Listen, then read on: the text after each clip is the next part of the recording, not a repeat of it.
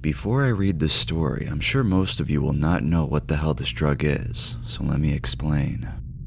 AH7921 is an opioid analgesic drug selective for the mu-opioid receptor, having around 90% the potency of morphine when administered orally. It was discovered in the 1970s by a team at Allen and Hanburys located in the United Kingdom. The drug is considered a new psychoactive substance in which it is synthetically created in laboratories to mimic that of controlled substances. The substance has also been sold on the internet since 2012 as a research chemical. When sold online, it may be called the alternative name doxylam, not to be confused with doxylamine. AH7921 has never progressed to clinical trials. The DEA is not aware of any medical usage in the United States and has not insisted the Health and Human Services Department to conduct any medical research on the substance's uses. With doses that usually range from 10 to 150 milligrams, users are likely to experience effects similar to heroin, morphine, and fentanyl, such as euphoria and respiratory depression. When an overdose occurs, users often experience tachycardia, hypertension, and seizures. Mice, dogs, and monkeys have been used in tests which showed the drug was almost equivalently potent to morphine and had a very steep dose-response curve. Rats given 20 milligram doses 3 times a day for 5 days experience withdrawal symptoms similar to other opioids. Reports have shown users to experience depression and insomnia when withdrawing from this drug. In the United States, AH7921 was placed into Schedule I of the Controlled Substances Act on May 16, 2016 due to its lack of medical use. Furthermore, any person who wishes to manufacture, distribute, import, export, research, and educate using the substance must be registered by the Drug Enforcement Administration. The Canadian Controlled Drugs and Substances Act was amended in 2016 to include the substance as a Schedule I substance. Possession without legal authority can result in a maximum of 7 years imprisonment. Further, Health Canada amended the Food and Drug Regulations in May 2016 to classify AH7921 as a restricted drug. Only those with a law enforcement agency, persons with an exemption permit, or institutions with the minister's authorization may possess the drug in Canada.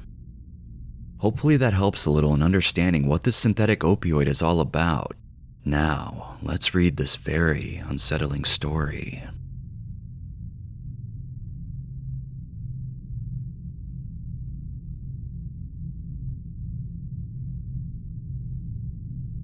I am recollecting this from a year-old memory, so elements of timing may be foggy. To be clear, I was not the subject of this experience. This experience took place during a 3.5-month-long study abroad in a Chinese-speaking city. I do not speak more than a few words of Chinese. I was good friends with the subject, from here on known as X, lived next to him, and hung out with him every day. He always seemed like an upbeat and friendly guy, willing to party and have a good time. He only once mentioned use of any drugs heavier than marijuana or alcohol. He told me he had overdosed before and that he no longer used. Looking back, I now recognize the signs of opiate withdrawals in him, sudden bouts of nausea and vomiting while on the subway, and general unprovoked moodiness. One day, as we were both preparing to give a presentation, I come out of my room and see him by the water cooler acting drunk. He was stumbling and slurring. I said to him, "You are really channeling your inner Heath Ledger today," an unknowingly foreboding statement. I went back to my room and continued preparing for the rest of the night.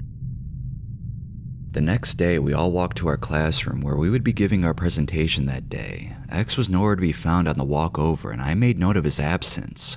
He eventually arrived late as the first groups were beginning our presentations. I presented mine, and as X's group went up, it was clear he was impaired giving the presentation. Me and several other classmates looked at each other with incredulous looks as he stood there mumbling incoherently before delivering a very sleepy and obviously high-sounding report. About 5 to 10 minutes in, after a round of questioning from an unimpressed professor, X's eyes began rolling into the back of his head and he began twitching. He keeled over towards the ground, and me and another good friend ran to catch him. X began seizing violently as me and the other student, both trained in first aid, held his head from hitting the ground and told off anyone trying to put things in his mouth to prevent him from biting his tongue. Typical bad movie advice: do not ever do this to someone having a seizure. An ambulance was called and we began going through X's bag looking for medication. Upon looking through his bag, the professor found several small Ziploc drug bags labeled with compounds.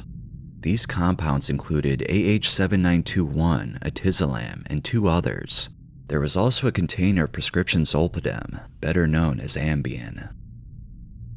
The ambulance arrived and I followed the EMTs down the elevator to the street.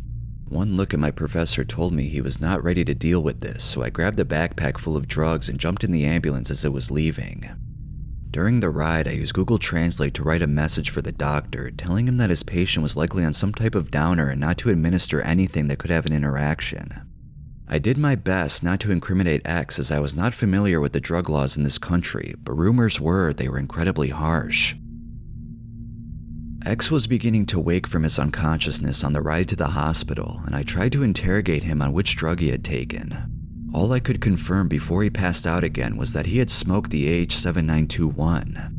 I recognized the compound as an opiate analog from the picture on the bag, and upon arriving at the hospital, did my best to tell the doctors not to give him the typical treatment for seizures, benzodiazepines, which would interact with and intensify the effects of an opiate. I stayed in the hospital with X for around 6 hours, during which time he drifted in and out of consciousness. Each time he awoke, he was in a very inebriated and agitated state, and I did my best to calm him down and keep him in the hospital bed. At one point, he began seizing violently again. This time, X stayed unconscious for well over 2 hours. I immediately gave up on trying to avoid giving the doctors any evidence to incriminate him and handed them all of the bags of drugs. I watched as they Googled them and slowly translated English Wikipedia articles. Coming to the terrible realization that I may be more knowledgeable about how to deal with this situation than they were, I repeatedly suggested naloxone to no avail. I called X's parents during this time and talked to his sister and mother. They informed me of a more sordid past than X had ever let on.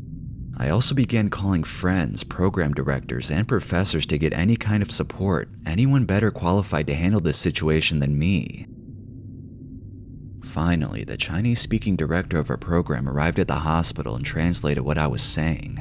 During this time, X began improving and sat upright and held a conversation with me and confidentially confirmed that the only thing he had taken was the AH7921. I called him a stupid fuck and breathed a sigh of relief that things were getting better. After talking to our program director in Chinese for a long time, the doctors told her that they would handle it and that we should stay out of it because seizures can cause brain damage. I watched them administer a shot of an unknown substance, likely a benzodiazepine anticonvulsant drug. They reviewed X's condition, and seeing that he was able to stand upright and walk in a straight line unassisted, they handed me back the bags of drugs and said we can go once we paid for the treatment. We exited the triage and emergency care area and went to the lobby where we sat chatting for around 15 to 20 minutes as they reviewed the medical files. I helped X pay for his medical bills at the desk, and as he stood up, his eyes began rolling into the back of his head again. I caught him as he once again began to seize. I called for help and they quickly got us a hospital bed and began wheeling X to the ICU.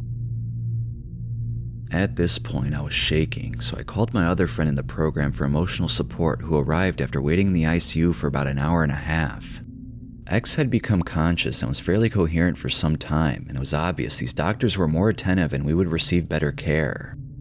X was resisting treatment, which I took to be a good sign, and I was exhausted, so I decided to leave X in the care of my friend to get out of the hospital and eat for the first time in 8 hours. X remained in the ICU for around a week because he had inhaled vomit into his lung, which caused a small infection. After this, he was flown home. I was informed about a month later that X had passed away. The cause given by his family was that he had vomited while on his zolpidem sleep medication and asphyxiated. This was a traumatic event for everyone involved. The choices leading up to it ultimately killed someone with a beautiful mind and boundless potential. This guy was well on his way to being an excellent scientist, and he very likely could have done incredible things, not only for himself, but for all of humanity with the time he lost. I am sharing this so that someone might see it and learn from it. Please, if you are reading this and have a sordid past, think about the beautiful potential you have as a human being and find the willpower to stay alive.